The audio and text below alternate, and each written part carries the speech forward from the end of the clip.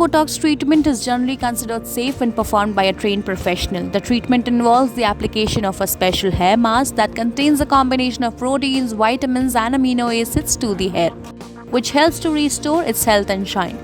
Unlike traditional Botox treatment, which use botulinum toxin to temporarily paralyze facial muscles, hair Botox treatments do not involve the injection of any toxins or chemicals into the scalp or hair.